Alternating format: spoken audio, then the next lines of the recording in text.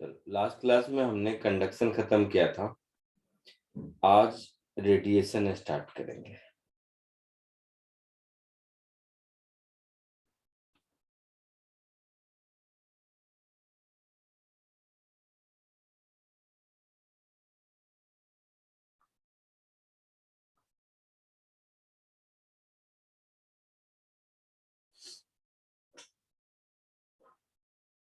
कोई आइडिया क्या होता है रेडिएशन? जैसे वेव्स के फॉर्म में एनर्जी ट्रांसफर होती है। कौन सा रेज? इलेक्ट्रोमैग्नेटिक। और हीट ट्रांसफर को कोई मीडियम नहीं चाहिए होता है, लाइक वैक्यूम में भी हीट ट्रांसफर हो सकता है।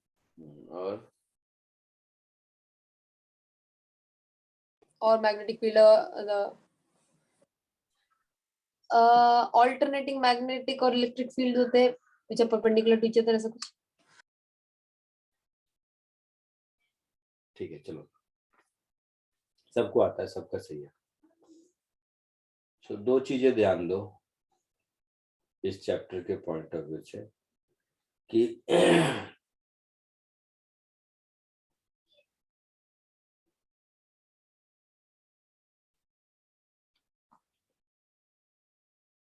radiations are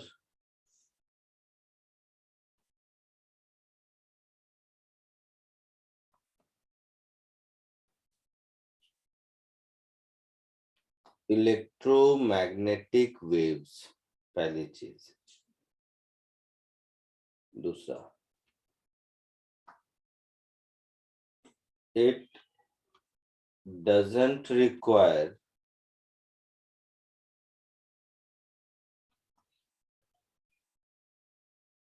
any medium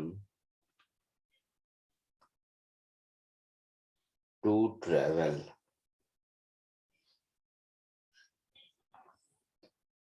और number 3, fastest mode of heat transfer.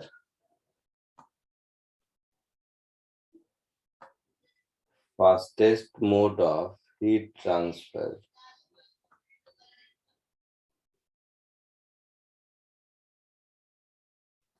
as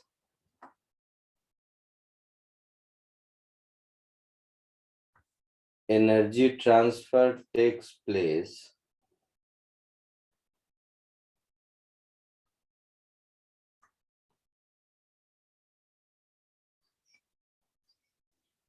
with a speed of light. तो इस स्पीड से एनर्जी प्रोपगेट करता है। ये तीनों इस पर्टिकुलर चैप्टर के लिए, वैसे इलेक्ट्रोमैग्नेटिक वेव अपने आप में बहुत बड़ा चैप्टर है, बट रेडिएशन, थर्मल रेडिएशन के लिए ये तीनों पॉइंट आपके लिए इंपॉर्टेंट है। सो फर्स्ट कि ये इलेक्ट्रोमैग्नेटिक वेव है, second doesn't require medium, and third fastest mode, that is transfer of heat takes place with a speed of light. ठीक है? हाँ सर। अब दुनिया में कोई भी ऑब्जेक्ट किसी भी टेम्परेचर पर हो, ठीक है, दुनिया में कोई भी ऑब्जेक्ट किसी भी टेम्परेचर पर हो, वो एनर्जी रेडिएट करता ही है, ठीक है, ओके सर।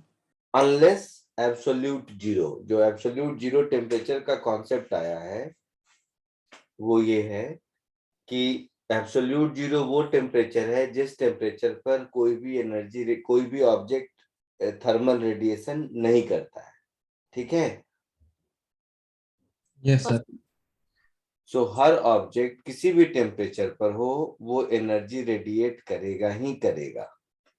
क्लियर है? Yes sir. अच्छा,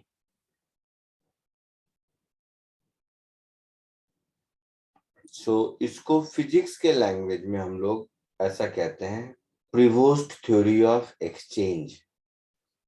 नाम है इसका, बड़े बड़े नाम से कोई मतलब नहीं बहुत ज्यादा वैसे, बट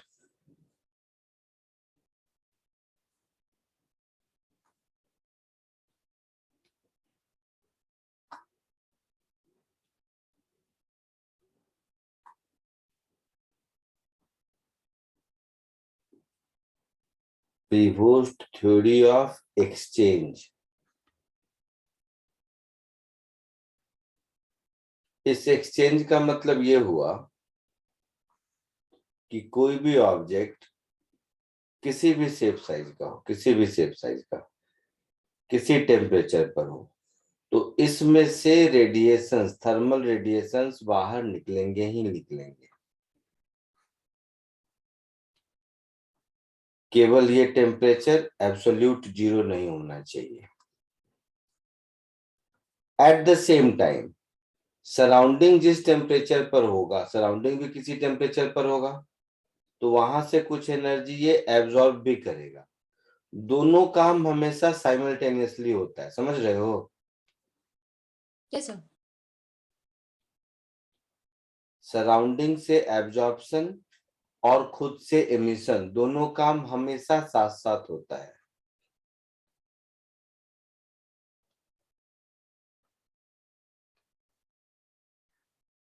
एमिशन मतलब thermal radiation,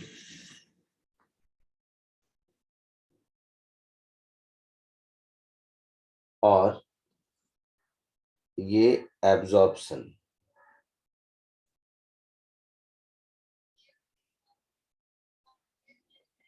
absorption of thermal radiation, क्योंकि सराउंडिंग का भी कुछ टेम्परेचर तो होगा ही होगा, ठीक है? तो हमेशा ये दोनों काम साथ साथ होता है। अब इमिशन का रेट ज्यादा होगा, एब्जॉर्प्शन का कम होगा, तो बॉडी कूल डाउन करेगा। एब्जॉर्प्शन का ज्यादा होगा, इमिशन का कम होगा, तो ऑब्जेक्ट हीट अप करेगा। आई हाँ बात? So any object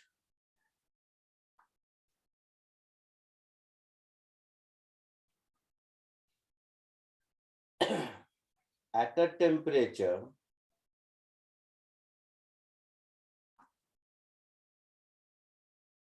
above absolute zero,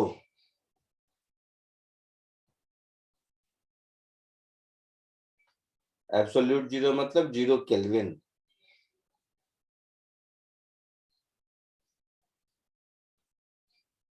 radiate energy to the surrounding.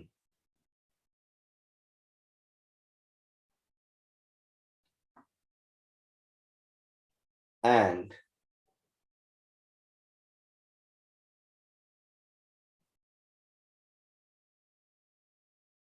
simultaneously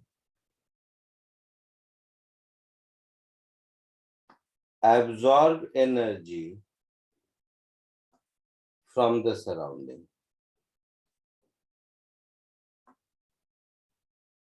आई बात समझ में? हाँ sir.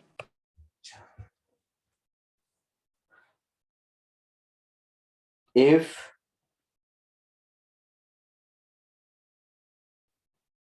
rate of radiation is greater than rate of absorption,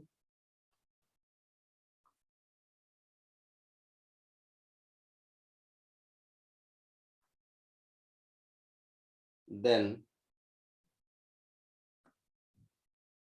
body will cool down। Common sense है yes sir. and if rate of radiation is less than rate of absorption,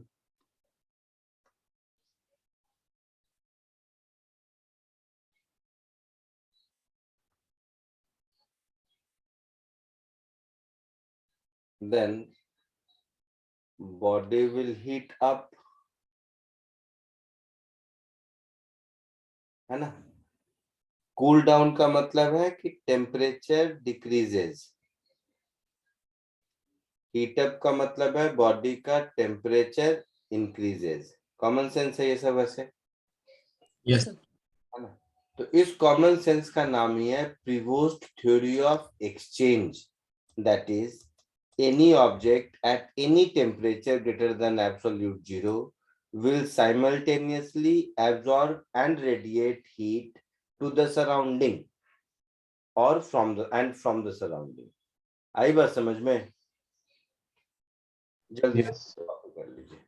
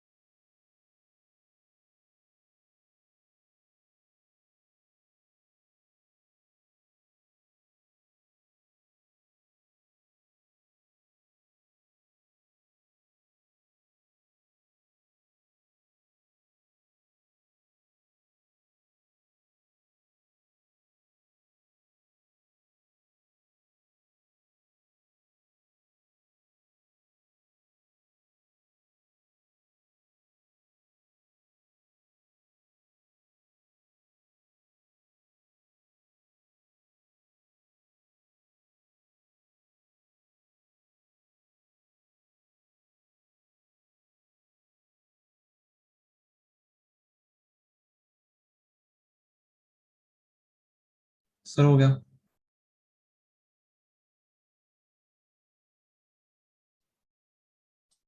लिख लिया सबने? Yes, sir. Yes sir.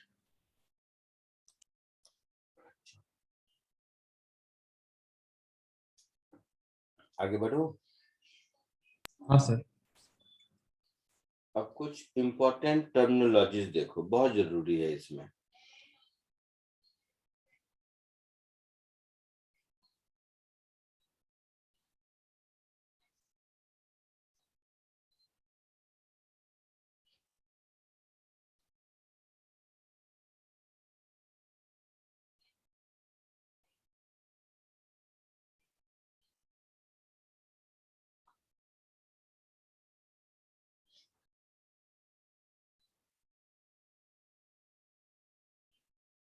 जैसे आपको कहीं कहीं एक term मिलेगा एब्जॉर्प्टिव पावर।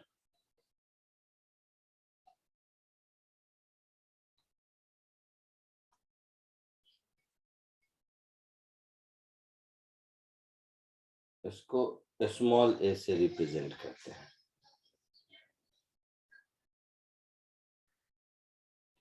तो इसके नाम में पावर लिखा हुआ है, बट ये पावर है नहीं।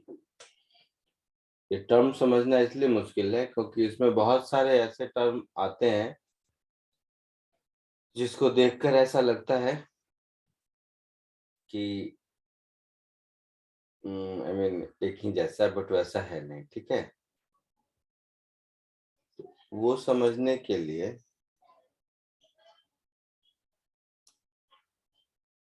एक कॉमन सेंस देखो, उसके बाद इस टर्म को देखेंगे। देखो,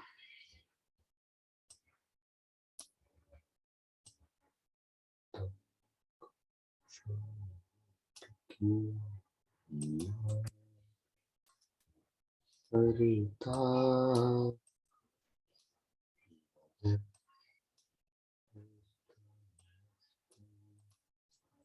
देखो जैसे ये एक सरफेस है, ठीक है।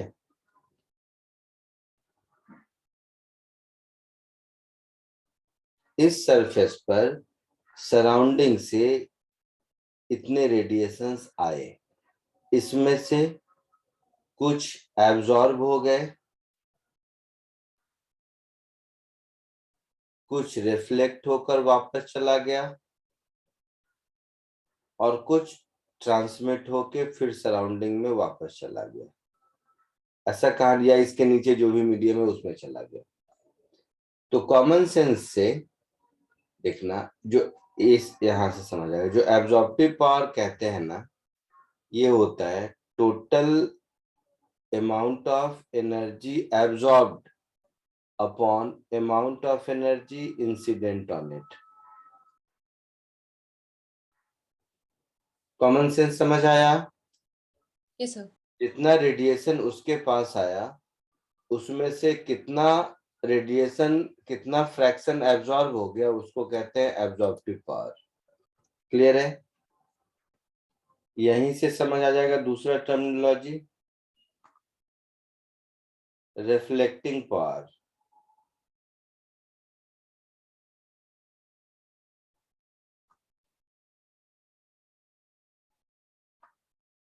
इसको स्मॉल आर कहते हैं।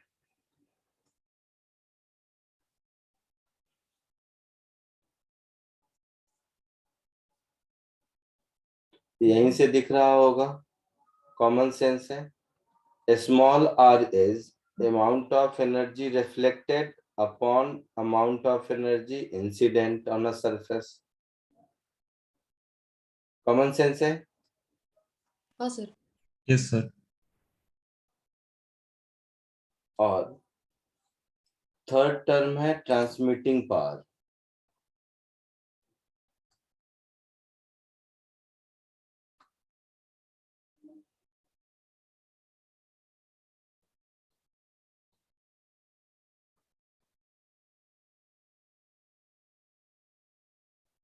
Small T.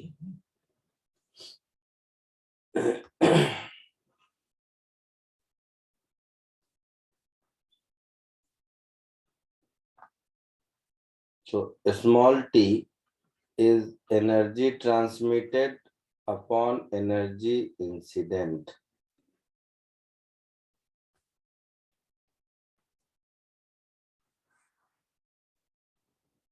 ठीक है, कॉमन सेंस है ये तीनों।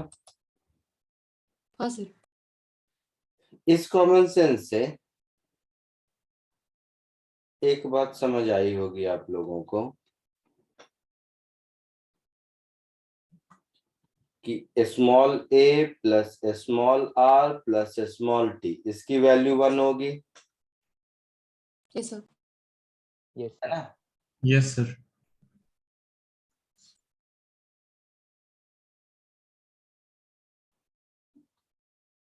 दूसरा, अगर A इज इक्वल टू 1 है ना, मतलब 100% एनर्जी एब्जॉर्ब हो गया है, ठीक है, तो उसको हम लोग परफेक्ट ब्लैक बॉडी कहते हैं। A इज इक्वल टू 1 है, इसका मतलब ही है कि R is equal to T is equal to 0 होगा। Yes sir. तो इसको बोलते हैं perfect black body.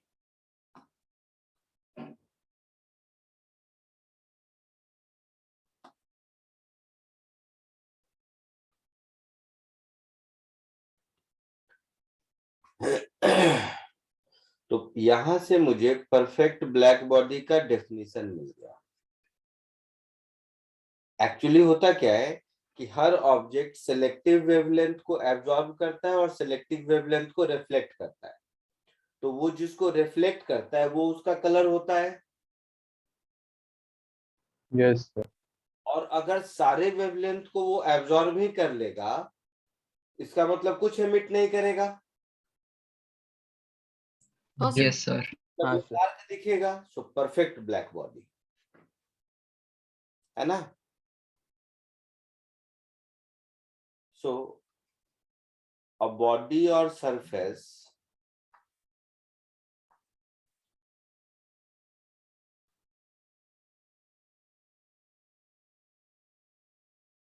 which absorb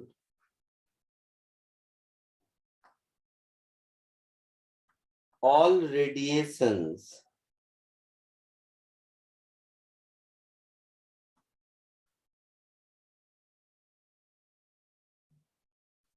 incident on it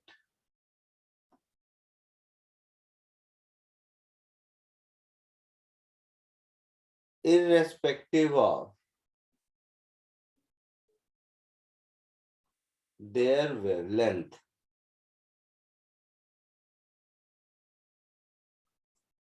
is called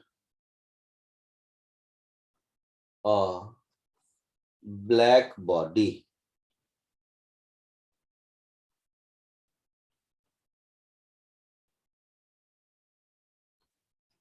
clear है?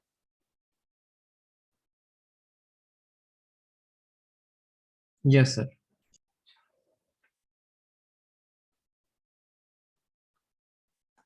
इसी में अगर R इज इक्वल टू 1 है तो R1 है मतलब A0 D0 ऐसा कुछ, तो Yes, sir. इसको परफेक्ट रिफ्लेक्टर बोलेंगे।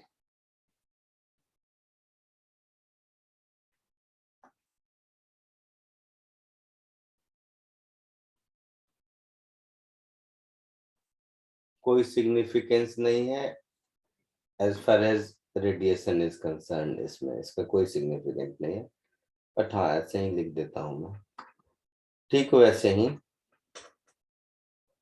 अगर T इज इक्वल टू 1 है मतलब A is equal to R is equal to 0, तो इसको परफेक्ट ट्रांसमीटर बोलेंगे। इसका भी कोई सिग्निफिकेंस नहीं है इस चैप्टर में, जस्ट नेम है। हाँ, ब्लैक बॉडी का सिग्निफिकेंस है इस पूरे चैप्टर में, तो वो हम लोग पढ़ेंगे और भी। सो इसको परफेक्ट ट्रांसमीटर बोलते हैं, ठीक है। हाँ सर। तो इसको जल्दी से पहले कॉपी कर लो। सर हम लोग किसी ब्लैक बॉडी का टेम्परेचर मेजर कैसे करेंगे फिर? क्या? सर वो ना ही रेडिएशन रिलीज करेगा, ना ही हम थर्मोमीटर लगा के चेक कर सकते हैं, हम लोग कैसे मेजर करेंगे उसका टेम्परेचर? ये किसने कहा कि वो कुछ नहीं रिलीज करेगा? कोई भी किसी भी टेम्परेचर पर ब्लैक बॉडी हो सकता है। ब्लैक बॉडी 10 डिग्री सेल्सियस पे भी हो सकता है। हाँ सर, वही मैं कह रही हूँ उसका ब्लैक बॉडी का टेम्परेचर से कोई लेना देना है ही नहीं। ब्लैक बॉडी का मतलब बहुत हाई टेम्परेचर होता है ऐसा नहीं, हर टेम्परेचर पे ब्लैक बॉडी होता है। मतलब सर परफेक्ट ब्लैक बॉडी तो कोई नहीं होता है, वैसे आइडियल है, बट हाँ मतलब ब्लैक बॉडी का टेम्परेचर से कोई ना किसी भी टेम्परेचर पे हो सकता सर है। तो मैं पूछ रही हूँ उसका टेम्परेचर निकालेंगे कैसे हम किसी ब्लैक बॉडी? किसी भी बॉडी का, कोई भी ब्लैक बॉडी का मतलब क्या है कि कोई भी सरफेस को परफेक्ट एब्जॉर्बर बनाने के लिए आप उसको काला कर देते हैं ना, वही ब्लैक बॉडी है, तो फिजिकल बॉडी है वो, क्यों नहीं निकालेंगे?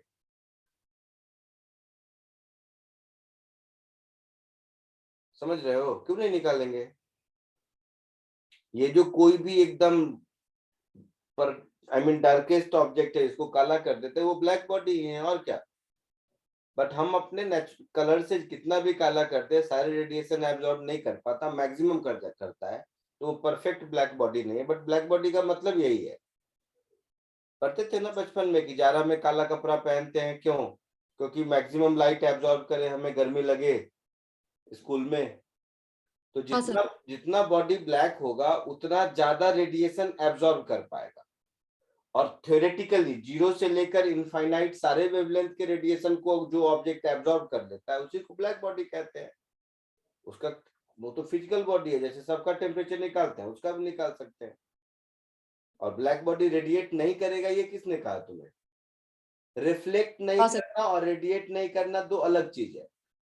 हाँ सर। कॉपी कर लो जल्दी। सर मुझे एक चीज पूछनी थी। बोलो। सर हम ब्लैक होल को परफेक्ट ब्लैक बॉडी कंसिडर कर सकते हैं क्या? Black hole all together different concept है। Okay sir.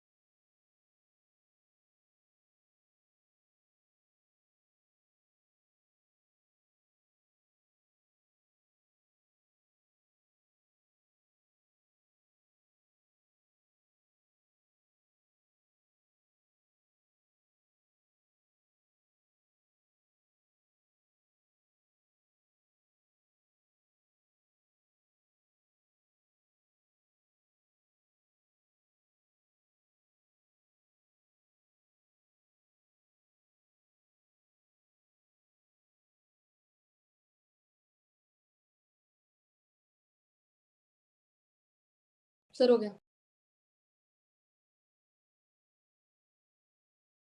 एक मिनट सर, बस एक मिनट, हो गया ऑलमोस्ट।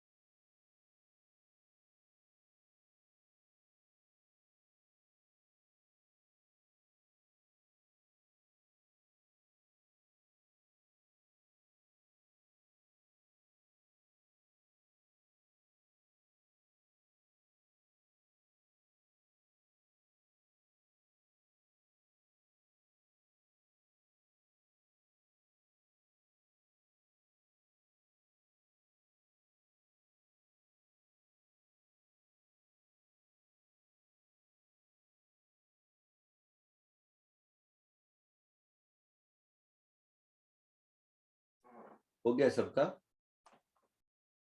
यस सर, हो गया।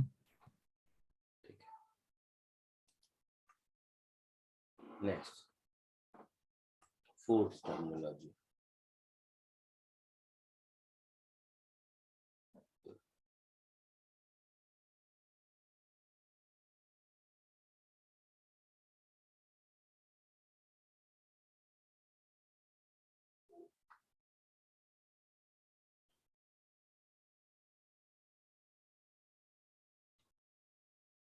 इमिसिव पावर,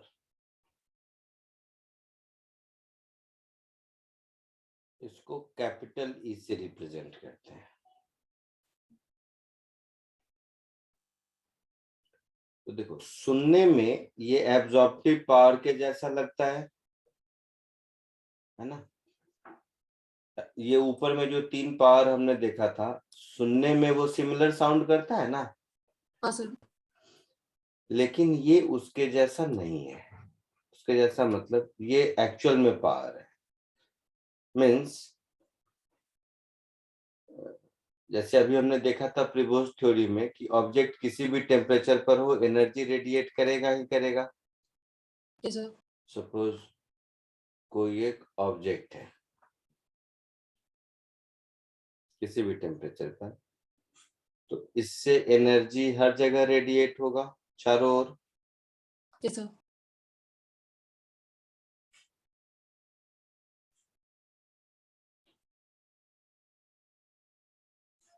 तो ये जो एनर्जी इस सरफेस से रेडिएट हो रहा है, उसको अगर हम यू बोल देते हैं, एनर्जी को, U is equal to energy radiated.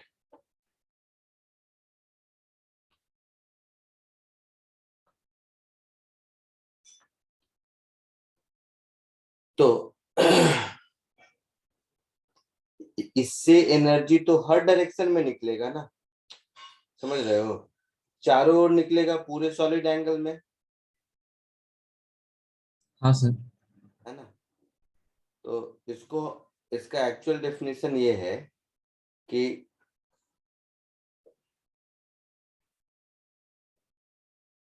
Energy radiated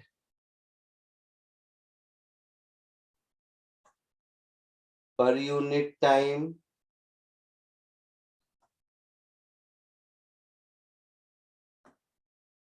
per unit area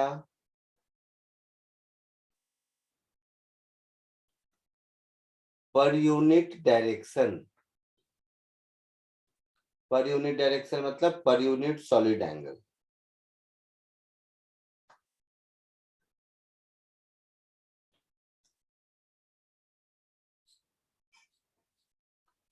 इसको हम लोग इमिसिव पावर कहते हैं। तो actually emissive power is energy radiated,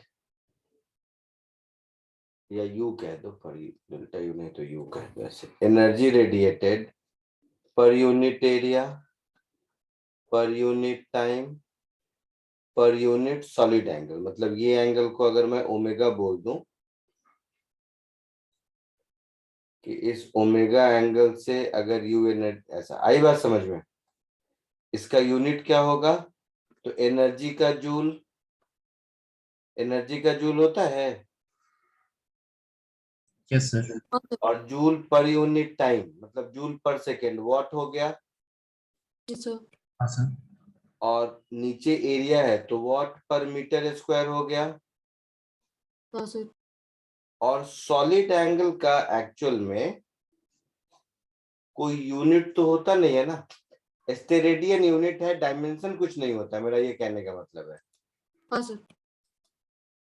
आ रही है बात समझ में? तो स्टेरेडियन लिखना तो चाहिए। हाँ, तो इसीलिए क्या होगा आपको कि जब आप किसी मतलब जनरल बुक में देखोगे जिसमें बहुत ज्यादा नहीं दिया रहता है, उसमें क्या लिखा रहेगा, energy per unit time per unit area, इतना लिख के लोग छोड़ देते हैं। But actually energy per unit time per unit area per unit direction is emissive power. ठीक है, तो आइडियली हमें लिखना चाहिए इसको वॉट पर मीटर स्क्वायर पर स्टेरेडियन। बट स्टेरेडियन का जैसे मैंने बताया कोई डायमेंशनल फॉर्मूला होता नहीं है, इसीलिए कहीं आएगा नहीं, नहीं भी लिखा रहने से काम चलता है। क्लियर है? सर ये एरिया क्या है सर? क्या?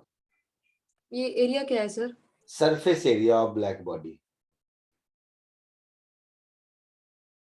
जैसे 1 मीटर स्क्वायर सरफेस एरिया लोगे तो जितना एनर्जी रेडिएट करेगा 2 मीटर स्क्वायर पे उसका डबल करेगा ना। हाँ सर। हाँ तो आई बात समझ में? फिफ्थ एक टर्म है स्पेक्ट्रल एमिसिव पावर।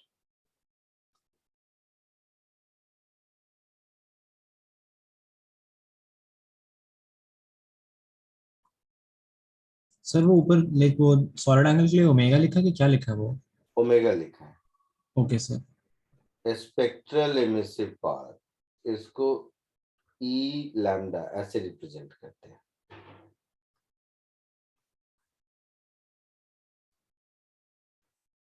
समझो इस बात को। वैसे इसका डेफिनेशन लिखेंगे तो नहीं समझ पाओगे, बट ऐसे सोचो, कोई भी बॉडी किसी टेम्परेचर पर है तो उससे जो एनर्जी रेडिएट होगी उस एनर्जी में सारे वेवलेंथ होंगे। थ्योरेटिकली 0 से लेकर इन्फिनिटी तक सारे वेवलेंथ होने चाहिए, ऐसे समझो।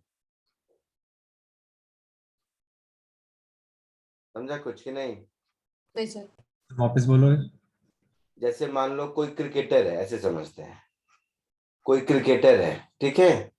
हाँ सर। तो वो क्रिकेटर में मान लो, जैसे एग्जांपल देता हूं, ऐसे राहुल द्रविड़ है और विराट कोहली, ऐसे समझो। दोनों ने 100 रन बनाए, लेकिन राहुल द्रविड़ के 100 रन में देखोगे तो सिंगल होगा, डबल होगा, कुछ 4 होगा, ऐसा होगा। ठीक है sir. But but Virat Kohli के 100 रन को देखोगे तो उसमें 4 और 6 ज्यादा होंगे, ठीक है सर। है ना? हाँ तो, सर। तो जैसे ये 1 2 3 4 5 6 ये सब जो है, ये रन बनाने के 5-6 मेथड हो गए। हाँ सर। वैसे ही किसी भी बॉडी से जब थर्मल रेडिएशन होता है तो उस रेडिएशन में सिंगल वेवलेंथ नहीं होता है, बहुत सारे वेवलेंथ होते हैं। हाँ, हाँ कोई सर। कोई certain range of wavelength dominant होता है जिससे वो उस कलर का दिखता है। But practically radiation from thermal radiation from any object consist of wavelength 0 to infinity। Sir क्यों? क्यों मतलब? सर ऐसे क्यों बिहेव करती बॉडी से? एक का ही क्यों नहीं रिलीज करती? एक का नहीं होता ना, तो मोनोकलर होगा हमेशा ऑब्जेक्ट ना, ऐसा थोड़े ना है। अच्छा सर, जैसे लाइक अगर कोई बॉडी लाइक उसका कलर सपोज ब्लू दिख रहा है तो उसमें बाकी सारे कलर्स रहेंगे बट ब्लू डोमिनेंट है, हाँ, इसलिए मतलब जैसे देखो इस केस में सपोज ये जो वेवलेंथ है, ये वाला वेवलेंथ, या मैं ऐसा कह दूं इस रेंज से इस रेंज तक का वेवलेंथ डोमिनेंट है, तो उसी के अराउंड कलर दिखेगा। बट उसमें 0.01% उससे भी लोअर वेवलेंथ हो सकते हैं, 0.01% उससे भी हायर वेवलेंथ हो सकते हैं, है ना। तो ये वेवलेंथ डिस्क्रीट नंबर नहीं होता है, ये एक रेंज होता है हमेशा। ये रन के जैसा नहीं है कि 1 2 3 4 ही होगा, वो तो मैंने एग्जांपल में लिया, क्योंकि क्रिकेट में 1.25 नहीं होता। बट यही समझो अगर कंटिन्यूअस चीजें हैं तो इसमें 0 से इन्फिनिटी तक सारी चीजें होंगी। तो हर हर वेवलेंथ के क्रॉसपॉन्डिंग इमिसिव पावर अलग अलग होता है। जैसे मैं फिर वही एग्जांपल अगर दूं,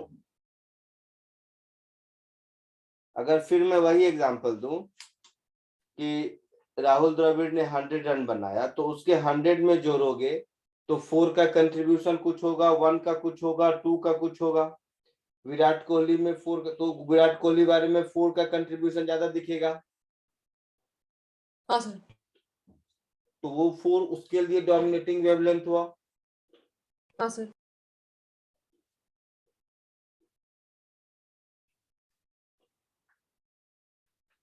तो एक पर्टिकुलर वेवलेंथ के क्रॉसपॉन्डिंग जो इमिसिव पावर है उसको हम लोग स्पेक्ट्रल इमिसिव पावर कहते हैं। समझे? सर जो अभी जस्ट लास्ट में बोला वो वापस बोलोगे, वो ध्यान से नहीं सुना। जैसे मैं पूछूं आपसे कि राहुल द्रविड़ ने टोटल कितने रन बनाए, तो आप बोलोगे 100 बनाए सपोज। फिर मैं पूछूंगा राहुल द्रविड़ ने 4 मार के कितने रन बनाए, तो उस 100 में से केवल 4 के क्रॉसपॉन्डिंग जितना रन होगा वो बताओगे। Yes sir. 2 मार के कितने बताए, तो 2 वाला बताओगे। सिंगल से कितने बनाए, सिंगल वाला बताओगे। 6 से कितने बनाए, 6 वाला बताओगे। और इस सबको ऐड कर देंगे तो टोटल रन होगा। हाँ सर। तो चलो तुम्हारी ये बात, तो ये सब जो इंडिविजुअल मैंने बोला वो है स्पेक्ट्रल इमिसिव पावर, और सबको ऐड कर देंगे मतलब इनटू डी लैम्डा का इंटीग्रेशन 0 टू इंफिनिटी, तो ये हो गया आपका इमिसिव पावर, जो 4th नंबर पॉइंट में पढ़े थे, यस सर, समझा समझा। है ना। अब मैं ये राहुल द्रविड़ और विराट कोहली नहीं बोलता, जो कि कहीं किसी बुक में नहीं है, मेरे समझाने का तरीका है, और कहता है स्पेक्ट्रल इमिसिव पावर इज, अब यहाँ से एक्चुअल डेफिनेशन ये निकलता है, spectral emissive power is D E by D lambda. Book में यही है और ये सही भी है, गलत नहीं है, लेकिन इससे इसका मीनिंग समझ नहीं आता है। आई बात समझ में? ये डी बाई डी लैम्डा को उधर ले जाके इंटीग्रेट कर दो तो यही कहानी हो गई ना जो मैंने ऊपर लिखा है। हाँ सर। ये यहीं से आया है। तो ये जो ई लैम्डा है इसको हम लोग कहते हैं स्पेक्ट्रल इमिसिव पावर। मतलब emissive power corresponding to a particular wavelength. आई बात समझ में? Yes sir. का या इमिसिव पावर पर यूनिट वेवलेंथ को स्पेक्ट्रल इमिसिव पावर कहते हैं। मतलब इस डेफिनेशन से डी बाई डी लैम्डा का मतलब क्या हुआ कि rate by which E changes with respect to lambda. तो बुक में यही डेफिनेशन मिलता है which doesn't have any meaning actually, but book में इसलिए लिख देता हूँ इमिसिव पावर पर यूनिट वेवलेंथ इज, नहीं बट वो गलत है मैं जानता हूँ, तो लिखने का मतलब नहीं है। मीनिंग समझ गए आप ना? हाँ sir. Emissive power corresponding to a particular wavelength is called spectral emissive power of that particular wavelength. Clear है? Yes sir. सो मैं अपनी भाषा में देता हूँ, बुक में तुम लोगों को स्कूल में टीचर दाया बाया बोल सकता है, बट सच्चाई यही है जो मैं लिखा हूँ।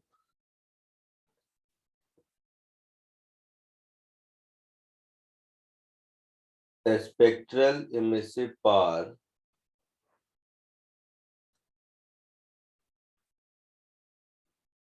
is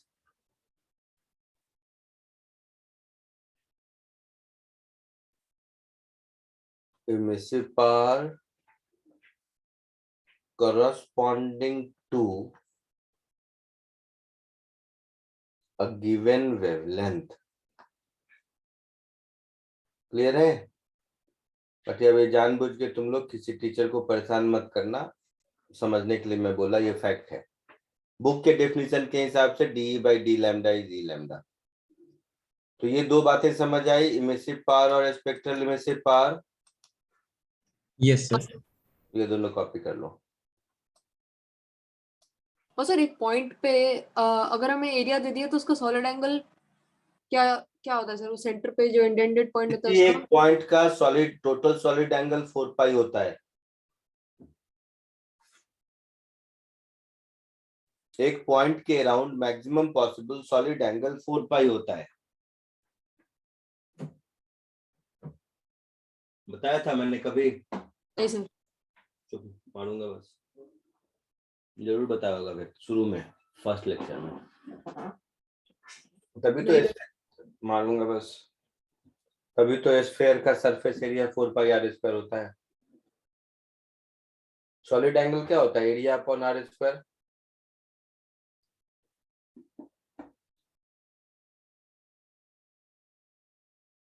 नहीं सर मैं नोटबुक खोल रही हूँ। क्या? हाँ खोलो। तो पहले नोटबुक। हाँ, जो फर्स्ट लेक्चर मैंने लिया होगा, पहला दिन का पहला लेक्चर, वेक्टर शुरू करने से पहले वो होगा। चलो मैं ही दिखा देता हूँ, मेरे पास तो सारा। है हाँ तो ट्रिग्नोमेट्री है, theta is equal to r। हाँ, theta is equal to l by r के बगल में वो तो प्लेन एंगल बताया होगा। तो सिर्फ वही है, उसके बाद एसआई यूनिट रेडियन, उसके बाद साइन फार्मूला, कॉस फार्मूला, अच्छा, फिर सॉलिड क्वाड्रेंट। एंगल सिखाया था? कोई नहीं बात सर। नहीं, जरूरत नहीं है, अब इतना ही से काम चलाओ। यहाँ भी कहीं जरूरत नहीं होगी, सीधे गॉस लॉ में जाके सॉलिड एंगल का जरूरत होगा तो सिखा दूंगा उसमें।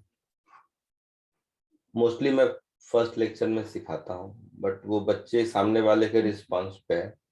मुझे उस समय लगा होगा कि तुम लोगों की हालत खराब है तो नहीं बताया होगा, फिर तो कॉपी कर लो।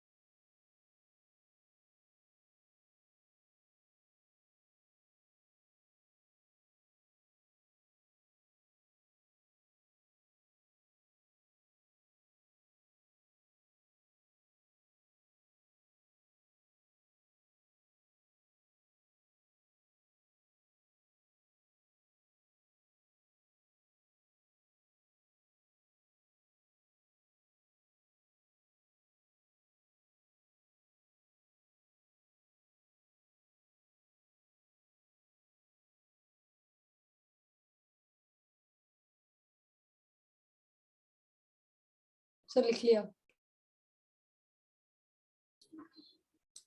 लिख लिया? हाँ सर। आगे बढ़े। एक सेंस दे दो सर, बस एक लास्ट लाइन लिखो, एक सेंस दो।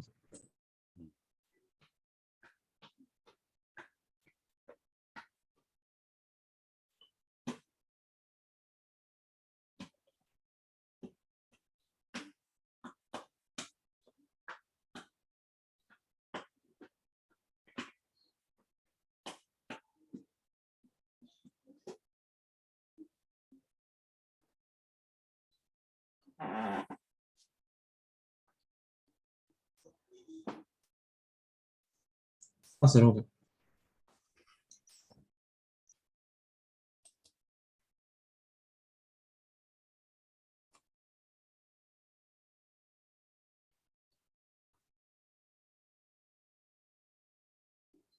Sixth, emissivity.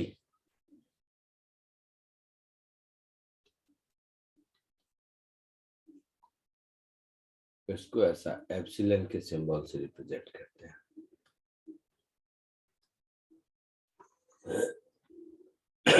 So emissivity of any object का मतलब होता है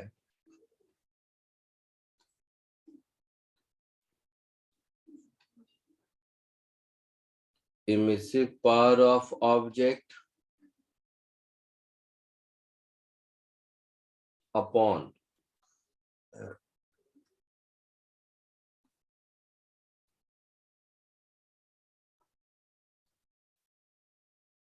emissive power of a black body.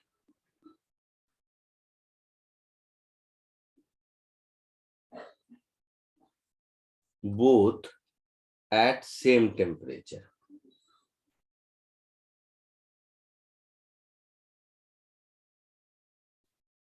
इसको हम लोग एमिसिविटी कहते हैं।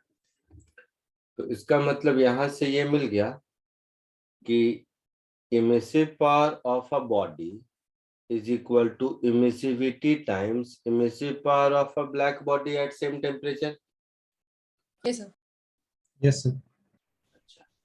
At the same time ये भी मिल गया for black body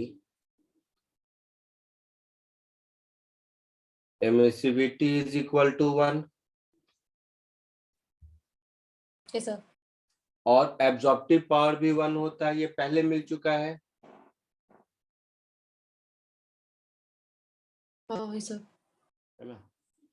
So hence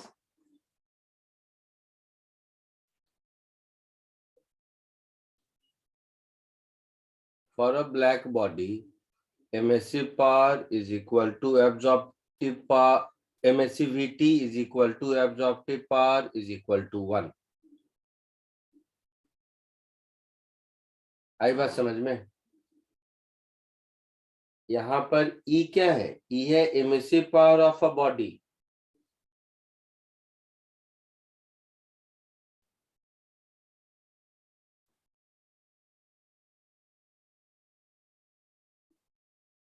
ये क्या है? Emissivity of body.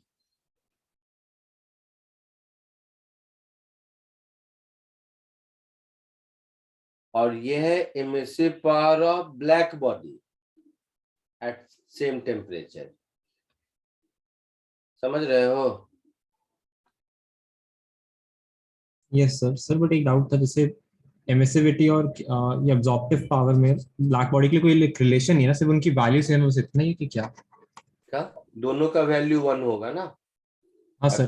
Black body का डेफिनेशन है कि जो 100% रेडिएशन को एब्जॉर्ब कर लेता है, मतलब उसका एब्जॉर्प्टिव पावर 1 होता है। यस सर, ये समझा, बट लाइक कोई फिजिकल सिग्निफिकेंस नहीं है ना एज सच। है, सिग्निफिकेंस है। किरचॉफ्स लॉ ऑफ रेडिएशन में उसका सिग्निफिकेंस देखेंगे। यहाँ तक क्लियर है? Yes sir. नेक्स्ट बोलो। एमिशन टेम्परेचर सर कैसे चेंज होता है सर एमिशन पावर? अभी इसमें मिलेगा Stephen's law of radiation.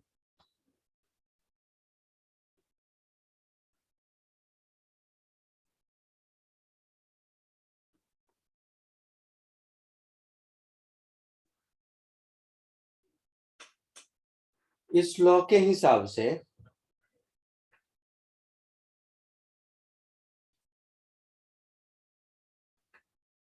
Theoretical law है ये।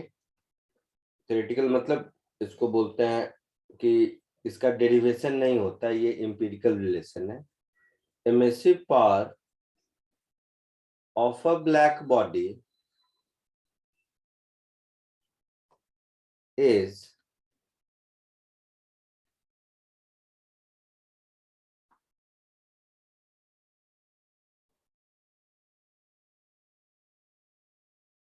directly proportional to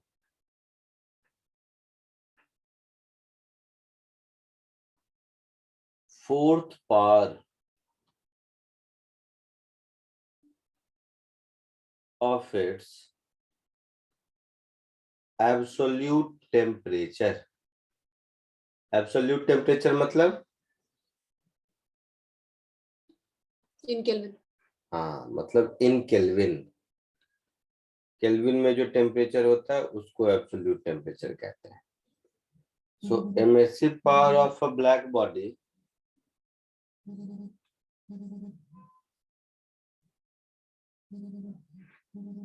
this is proportional to T to the power 4. So emissive power of a black body is sigma s into T to the power 4. इस sigma S को हम लोग Stephen's constant कहते हैं, जो fix है। इस proportionality constant को हम लोग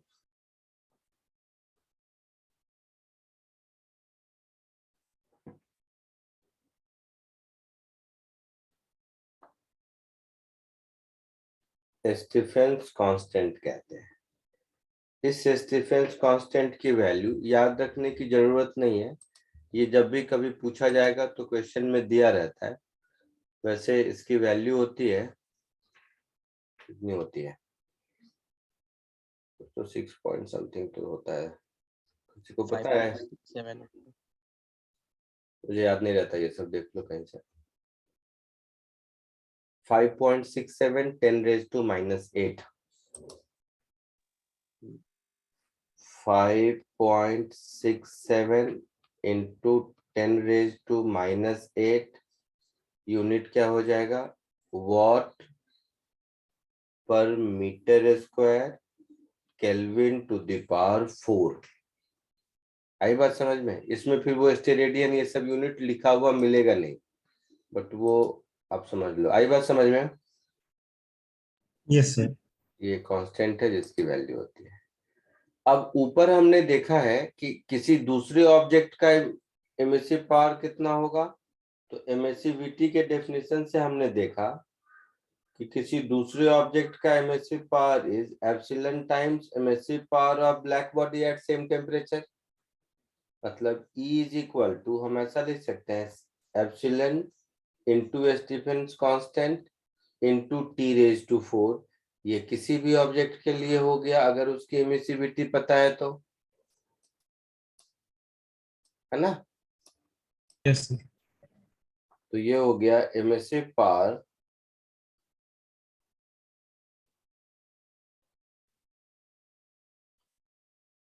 of object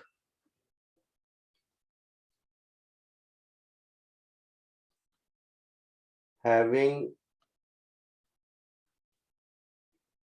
emissivity epsilon and temperature T। इसको कॉपी कर लो। सर ये ईबी और ई अलग कैसे है सर?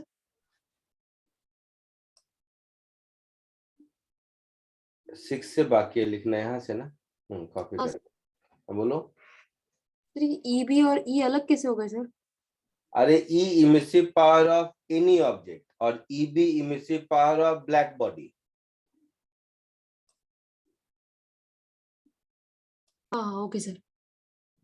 कॉपी कर लो इसको।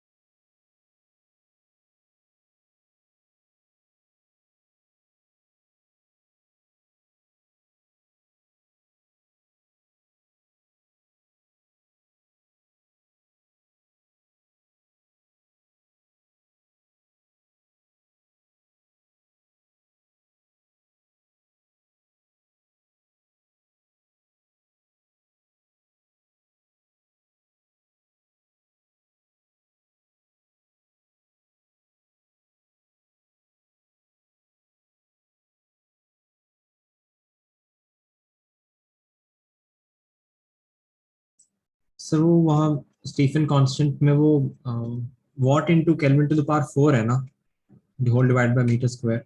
हाँ ओके सर।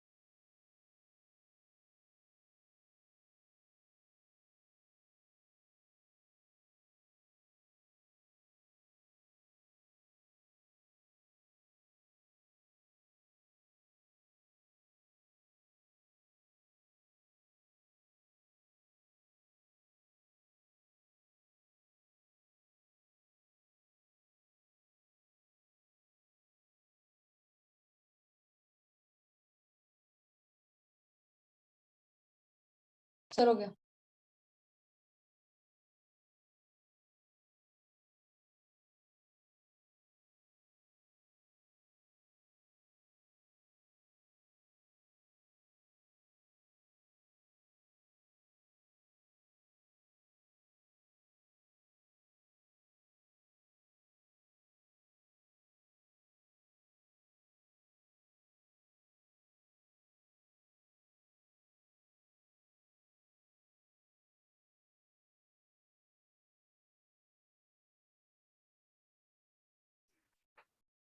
हो गया सबका?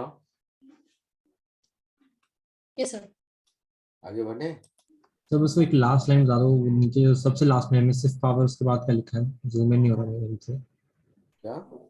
तो सर एकदम लास्ट में बॉक्स के साइड में क्या लिखा है, एमिसिव पावर के बाद क्या लिखा है? अच्छा ठीक है सर, देखा जाए।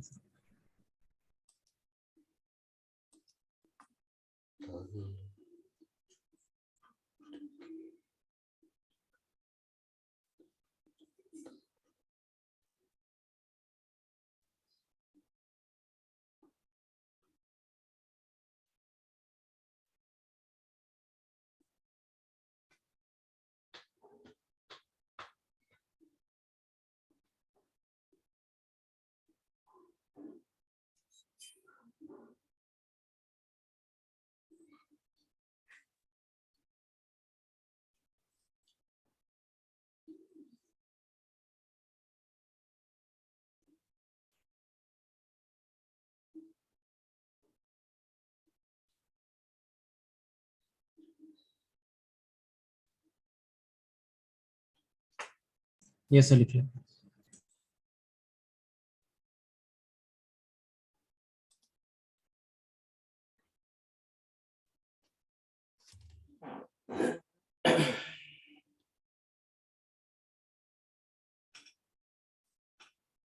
हम्म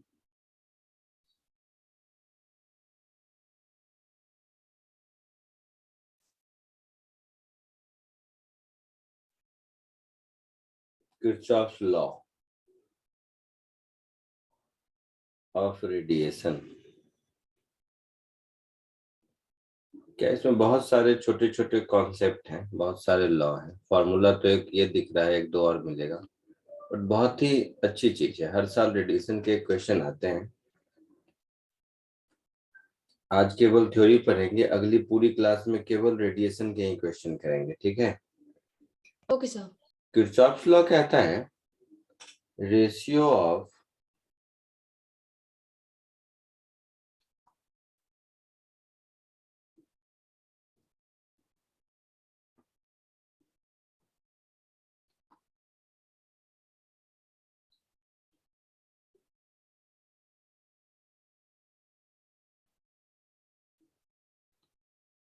absorptive power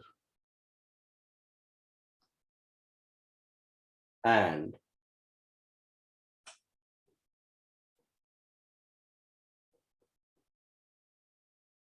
emissivity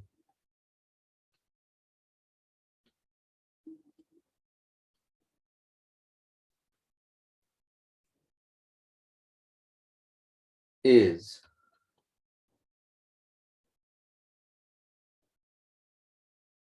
always constant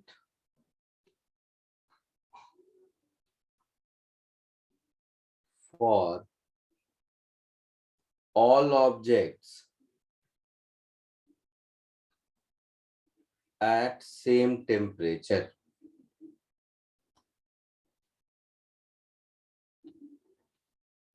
मतलब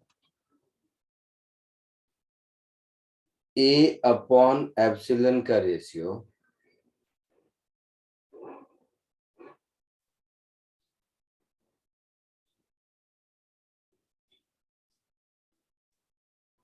एक मिनट रुको, और प्रिसाइजली जो एक्चुअल लॉ है वो नहीं था, इमिसिविटी नहीं, इमिसिव पावर कर दो इसको।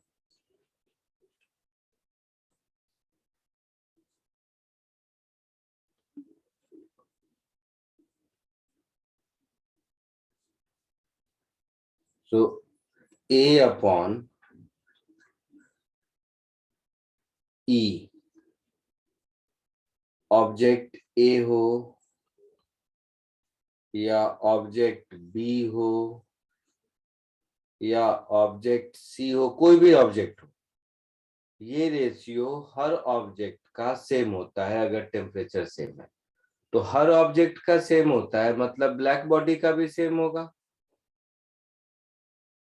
हाँ सर।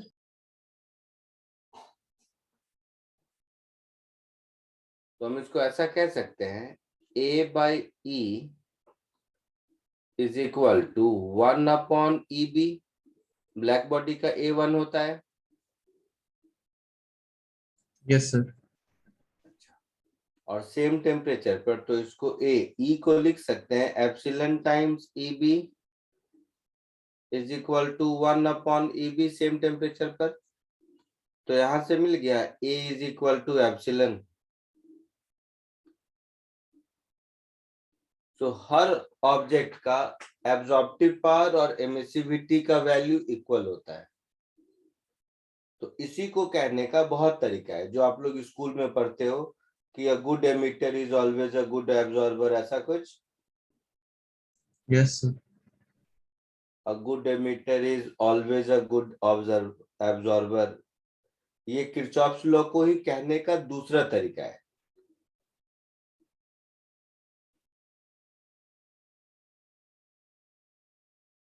ये भी कह सकते हैं या ये भी कह सकते हैं absorptive power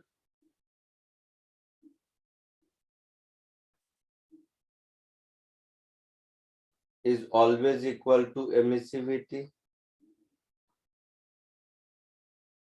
but actual statement वो है जो मैंने ऊपर लिखा है। क्लियर है? हाँ सर। Yes sir. जल्दी कॉपी कर लो इसको।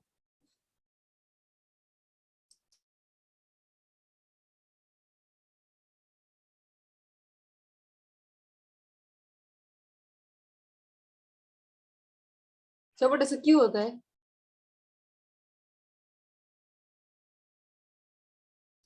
ये सब बेटा एब्जॉर्प्शन के लॉ है, क्यों होता है नहीं चलता है इसमें। तुम लोग सीखो, तुम लोग को क्या है कि थोड़ा बहुत साइंस पढ़ लियो, तुमको लगता है पूरी दुनिया तुम्हारे साइंस से चलती है, ऐसा नहीं है। जो चीजें हो रही है उस ऑब्जर्वेशन से हम लॉ बनाते हैं। न्यूटन के बताने से पहले भी एप्पल नीचे ही गिरता था, हाँ सर। है ना। तो ऐसा नहीं है, ऐसा होता है और उसको स्टडी करके समराइज करके ये लॉ फॉर्म किया गया। इसका ये मतलब नहीं है कि इस लॉ की वजह से होता है। नहीं सर, नहीं सर, बट ये लॉ रीजन नहीं देता ऐसा क्यों होता है। नहीं नहीं नहीं नहीं नहीं, फिर समझो तुम।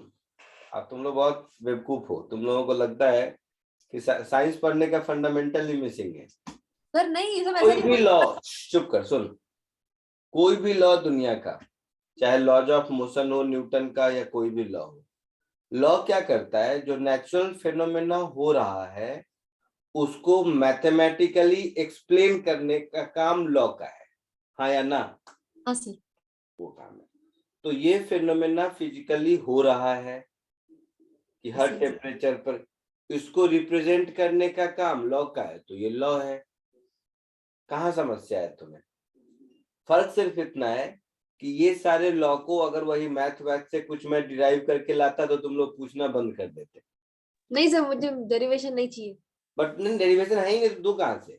बट फंडामेंटली फंडामेंटली किसी भी लॉ का काम क्या है कि उस लॉ जो फिजिकल फिनोमेना है उसको मैथमेटिकली एक्सप्रेस कर पाए, वही लॉ है। Sir the question is why observed at all. भाई नहीं, यही मैं फिर कह रहा हूँ, तुम लोगों को साइंस पढ़ना ही नहीं आता, फंडामेंटल मिस्टेक है साइंस पढ़ने का। सुनो, अब सब लोग सुनो। अब होता क्या है कि कुछ लॉ ऐसे हैं जिस लॉ में स्टेटमेंट होता है और उस स्टेटमेंट के मैथमेटिकल मीनिंग तक पहुंचने के लिए बहुत सारे काम करने पड़ते हैं, तो उसका एक मैथमेटिकल इक्वेशन हो जाता है। ये होता है सारे लॉ में, दुनिया की यही कहानी होती है। जैसे rate of change in momentum is always proportional to force, ऐसा वैसा किया तो F इक्वल टू ma का फॉर्मूला आ गया। ठीक है, हाँ सर। यही कहानी होती है। अच्छा, अब मैं तुमसे पूछूं कि why rate of change in momentum is proportional to force?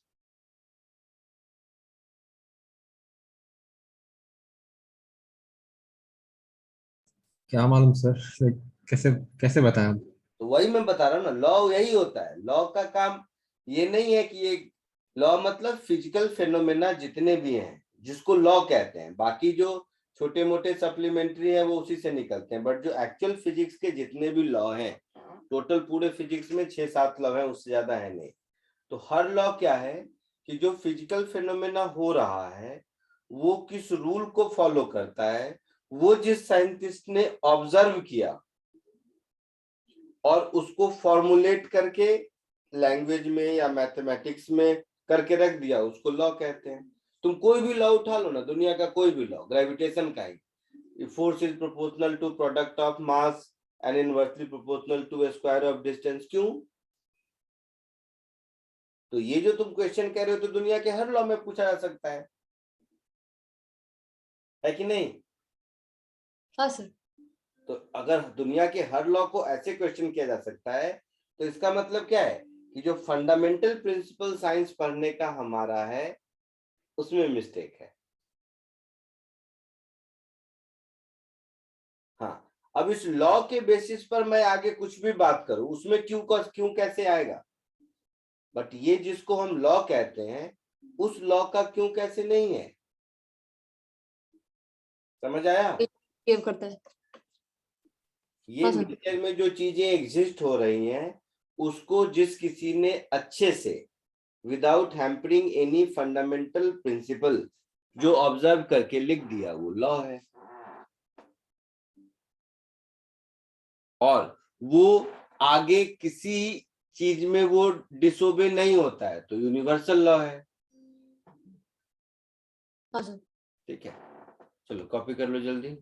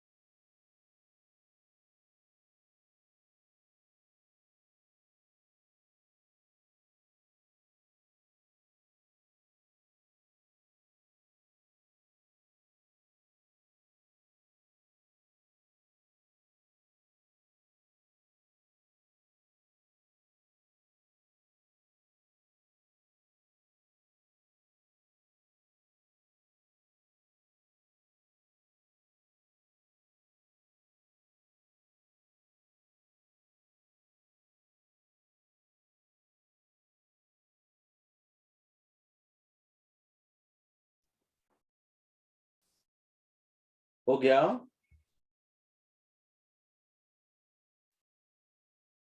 बोलो, आगे बढ़ो। Yes, sir. नेक्स्ट। नहीं सर, नहीं हुआ सर। जल्दी कर। हाँ सर। हो गया? हाँ सर, एमएससी वही लिखना ही बचा था बस।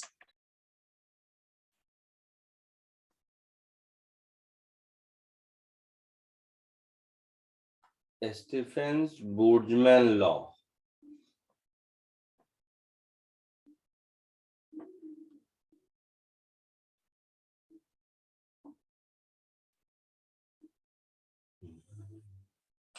वैसे ये कोई लॉ नहीं है, कॉमन सेंस है।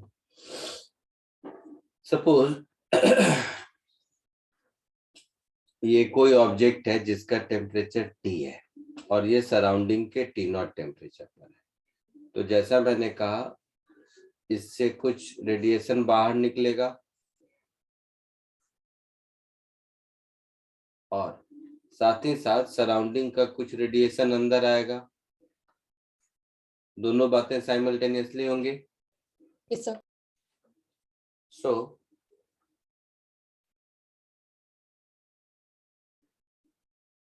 इसका अगर हम net heat loss per unit time देखें तो वो क्या हो जाएगा कि rate of radiation minus rate of absorption, ऐसा होगा।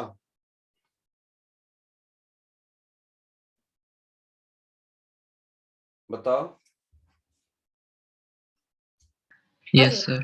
Yes, sir.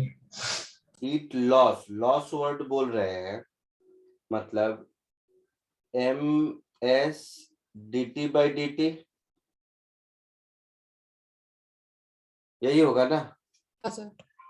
With minus sign. जब लॉस वर्ड पहले बोल रहे हैं तो रेट ऑफ रेडिएशन क्या होगा, तो एरिया A है, एमिसिविटी E है, टेम्परेचर T है, तो ऐसा कुछ होगा। रेट ऑफ एब्जॉर्प्शन क्या होगा, सरफेस एरिया A है, एब्जॉर्प्टिव पावर स्मॉल a है, स्टीफेंस कांस्टेंट सिग्मा s है, इनटू सराउंडिंग का टेम्परेचर T0 है, ऐसा होगा। Yes sir. तो ये, और अभी हम लोगों ने देखा था ऊपर किरचॉफ्स लॉ से कि small a and E equal होता है, स्मॉल a और एमिसिविटी इक्वल होता है। हाँ sir. ऊपर देखा था ना किरचॉफ्स लॉ में। Yes, sir. Yes, sir. तो ये कैपिटल क्या है? तो ये हो जाएगा minus MS dt by dt is equal to surface area into epsilon into Stefan's constant T4 minus T0 raise to 4, ऐसा कुछ होगा। So minus dt by dt is equal to A epsilon sigma s upon mass of object into specific heat capacity into T raise to 4 minus T0 raise to 4। तो ये minus dt by dt यही rate of cooling होगा।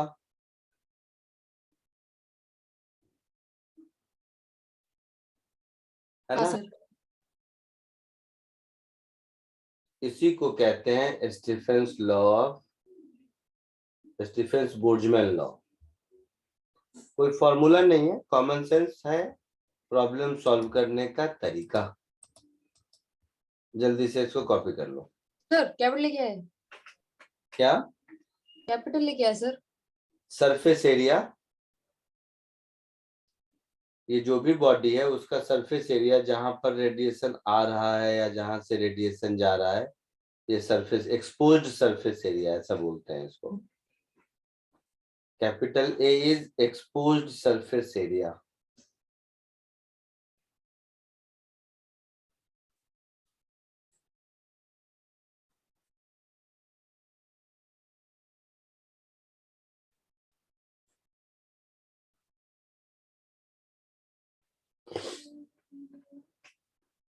जल्दी लिख लो।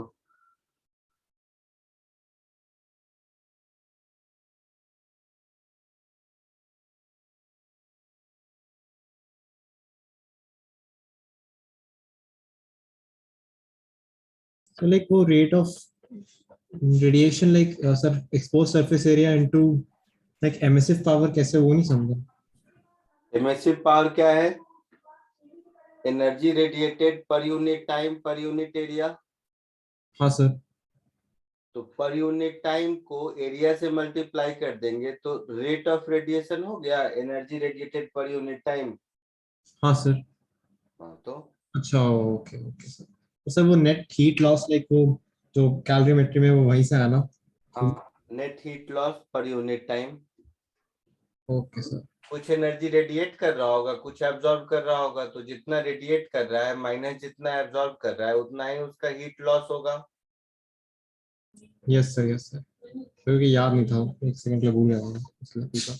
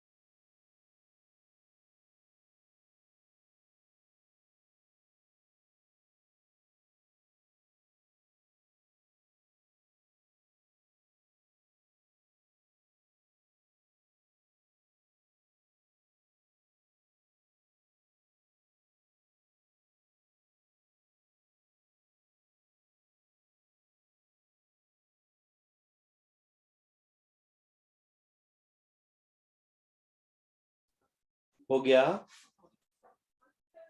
हाँ sir. आगे बढ़े? नहीं नहीं नहीं सर, एक से नहीं, बॉक्स वाला लिख रहा हूँ बस।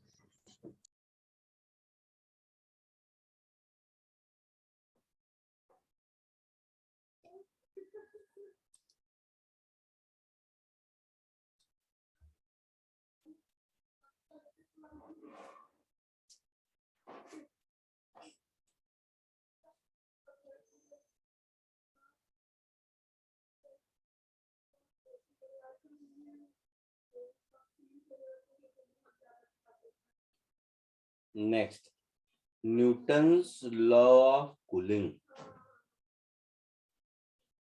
बिना न्यूटन के आए सब्जेक्ट खत्म नहीं होता ना chapter. Newton's law of cooling. Newton का कहना था कि अगर temperature difference between object and surrounding बहुत कम है, if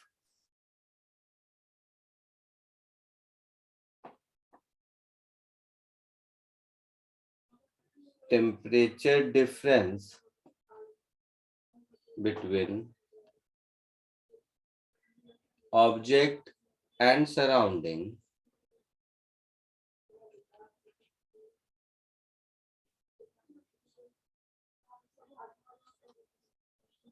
is small,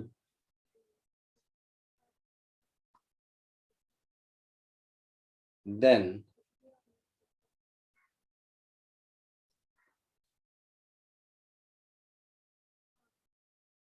rate of cooling is directly proportional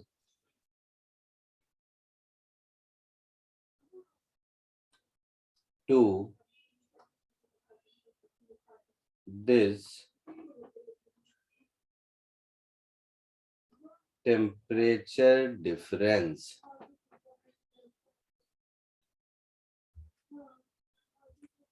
So इसका मतलब हुआ minus dt/dt is equal to k into t minus ts. ts को बोल दो temperature of surrounding.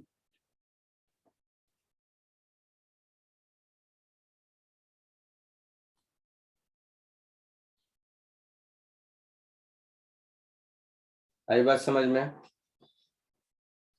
So minus dt upon t minus ts is equal to k dt। इसको दोनों ओर integrate कर दीजिए। So minus dt upon t minus ts is equal to k dt। t is equal to 0 पर जो भी initial temperature of object है और t is equal to t पर जो भी फाइनल टेम्परेचर ऑफ ऑब्जेक्ट है। तो ये हो जाएगा minus ln of t minus ts upon t minus t naught, sorry t naught minus ts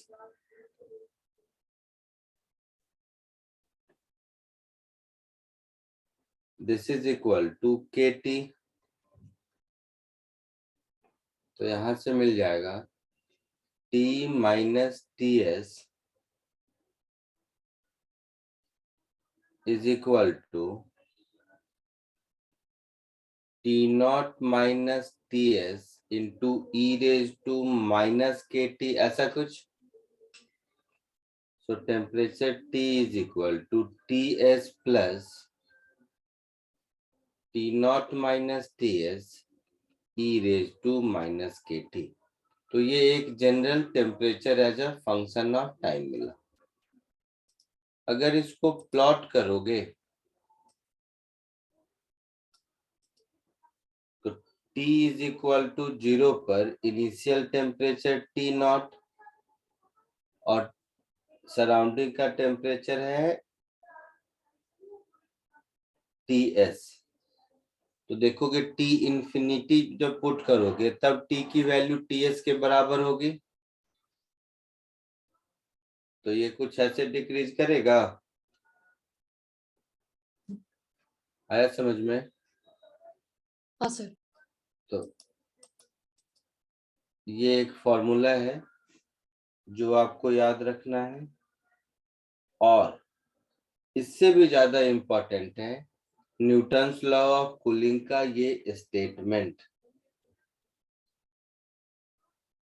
मैं फिर कह रहा हूं, Newton's law of cooling accurate नहीं है। ये तभी वैलिड है जब temperature difference between object and surrounding small हो,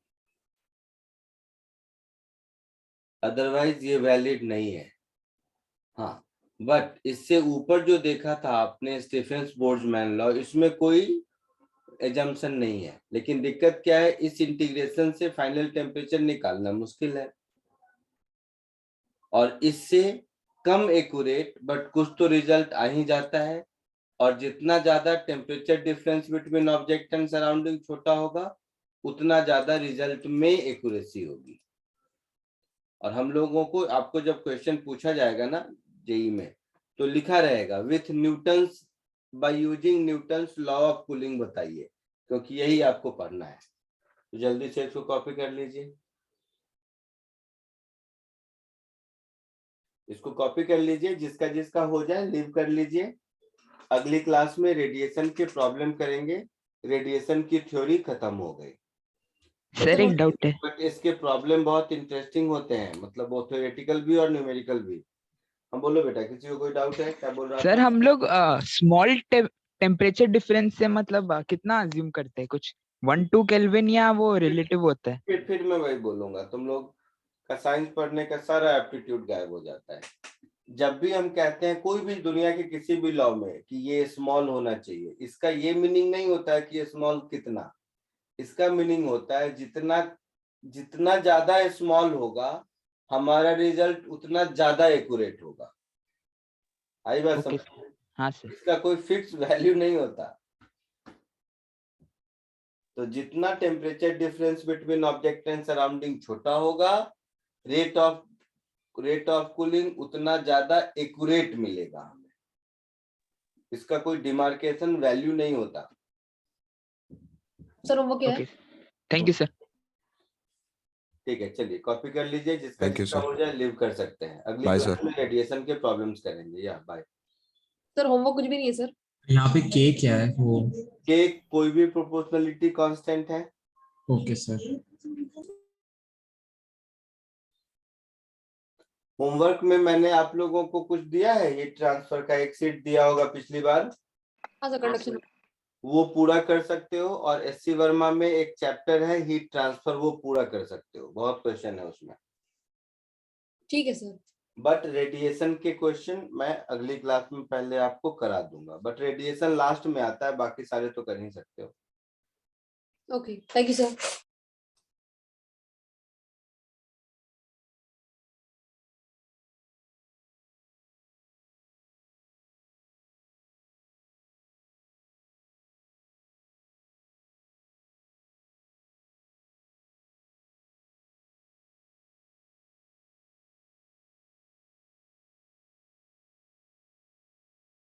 सर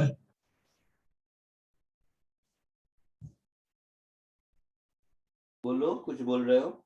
सर मैं कह रहा था लाइक आप क्लासेस शाम में रखा करो, उससे ज्यादा मजा आता है, इंटरेस्टिंग लगती है। क्या करूं? सर आप अपनी क्लासेस अगर शाम में रख सके तो बेटर रहता है, लाइक मजा आता है ज्यादा। क्या मतलब क्लास इवनिंग में चाहिए, ऐसा कह रहे हो? हाँ सर, लाइक बेटर रहता है, ज्यादा इंटरेस्टिंग लगता है, ज्यादा समझ आता है। मॉर्निंग में सोता रहता है तो? नहीं सर, ऐसा नहीं है सर। हाँ तो ऐसा ही है, और क्या होगा इससे ज्यादा। मतलब ऐसा थोड़ा ना कि इवनिंग में कोई एकदम कॉस्मिक रे आता है जिससे सब एकदम दिमाग, ऐसा थोड़ा ना यार। फिर भी बड़े से क्या? ठीक है देखते हैं। ओके सर, या thank you sir, bye sir.